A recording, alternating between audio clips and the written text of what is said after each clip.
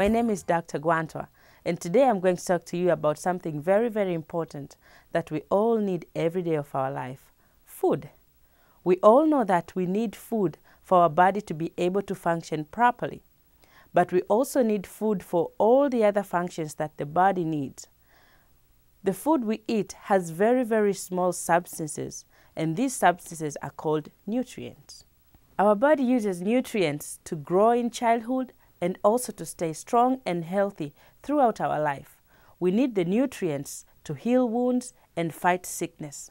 We also need nutrients for different functions such as moving, breathing, smelling, and seeing. We even need nutrients for our brain to be able to think. The energy that the brain uses to think comes from the nutrients on the food that we eat. Skin, bones, and muscles are all made using nutrients. Basically, nutrients are the building blocks and energy that our body uses for it to be able to function properly. Our body obtains nutrients from the foods we eat and drink. These nutrients are absorbed in our stomach and intestines and then carried out throughout the body through our bloodstream. The part of the food that we do not need or which is not absorbed by the body stays in the intestines, and eventually it comes out as feces. The nutrients that our body needs can be divided into 6 groups. These are carbohydrates, protein, fat, vitamins and minerals, and water. Eating appropriate amounts from each of these groups makes up a balanced diet that is good for our body. The first group that we will talk about is called carbohydrates. The main purpose of carbohydrates is to provide our body with energy to be able to move, work, and think. Foods that contain many carbohydrates include grains such as maize, rice, wheat, and millet. Also, foods such as root vegetables, for example, potatoes, sweet potatoes, and cassava. The other foods which contain many carbohydrates are milk, fruits and vegetables, and also different type of beans. They all contain many carbohydrates. When we eat more carbohydrates than what our body needs, the extra carbohydrate gets stored in our body as fat. Too much fat is unhealthy and can cause many medical conditions such as high blood pressure, diabetes, and even heart disease. Some carbohydrates food are good for our bodies and some are not. Foods with very high carbohydrates can contribute to diseases such as diabetes and heart conditions and are not as good for our bodies. Foods that are very high in carbohydrates and not as good for our body include type of foods such as potatoes, cassava, yams, and taro. Also foods such as soda, biscuits, sweets, beer, and alcohol all contain very high carbohydrates and not as good for our body. This food may also cause tooth decay and eventually cause cavities. Processed foods are another type of high carbohydrates food which are less nutritious. These foods have been changed by factory to look whiter and appear to be tastier. However, during the process, many nutrients have been removed, and these foods are more likely to cause diabetes and other medical conditions. These processed foods may include white bread, noodles, maize meal or flour, sugar, and white rice. So, it is best to limit the amount of processed foods, cassava, potato, yams, and taro that you eat every day. Also, it is best not to consume any soda, sweets, biscuits, beer, and alcohol. In particular, soda, biscuits, sweets, beer, and alcohol have no nutrient value. People who are overweight have generally gained the excess weight by eating too much of these foods. Reducing how many potatoes we eat every day and not consuming soda, sweets, and alcohol is the best way to return to the health level of weight. Let's talk a little more about alcohol. If you choose to consume alcohol, it is best for your health to limit your drinking to no more than 1 drink a day for women and 2 drinks for men. Example of 1 drink is a 350 milliliter bottle of beer or 150 milliliters of wine or a tot of distilled spirit. Remember, women who are pregnant should never consume alcohol because this can injure your unborn baby. Many other carbohydrates food are good, and eating them can help prevent diabetes, heart disease, cancer, and many other illnesses. These very good choices include vegetables, fruits, whole grains, and beans. Fruits are the sweet edible seeds of the plant. Vegetables are the other edible part of a plant, such as stem, leaves, and roots.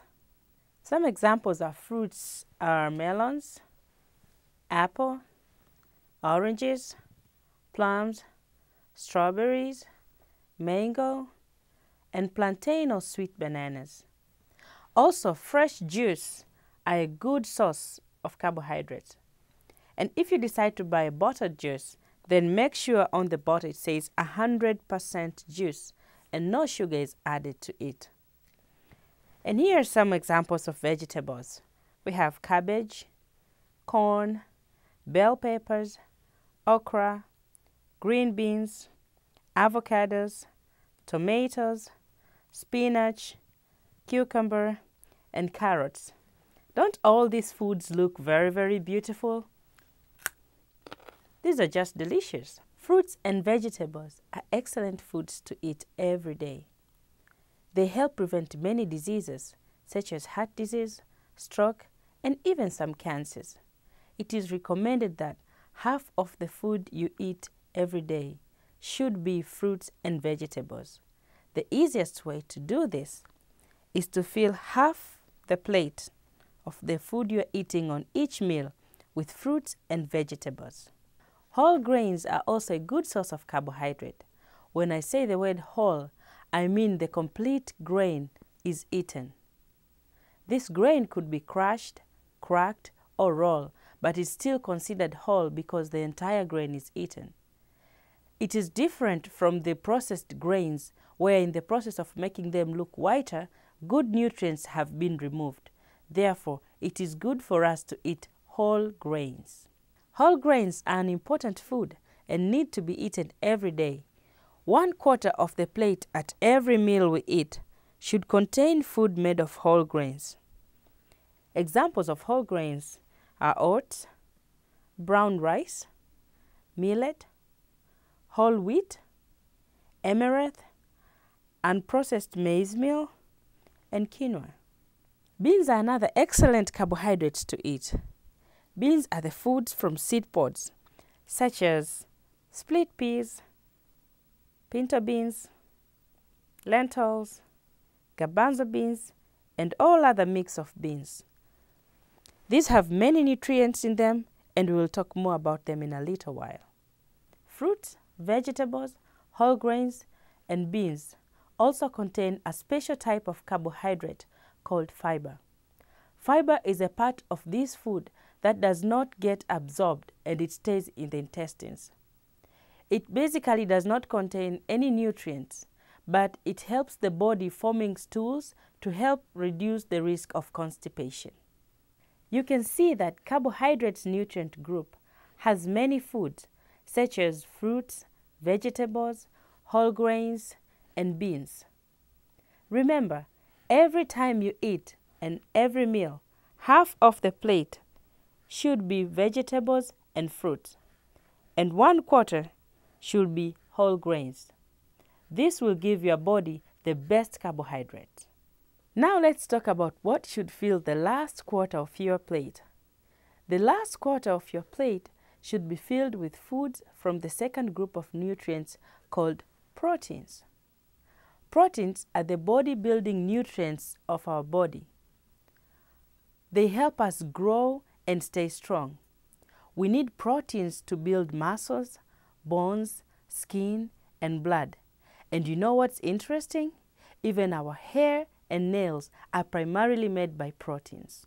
Foods that are high in protein are animal products such as meats, egg, and milk.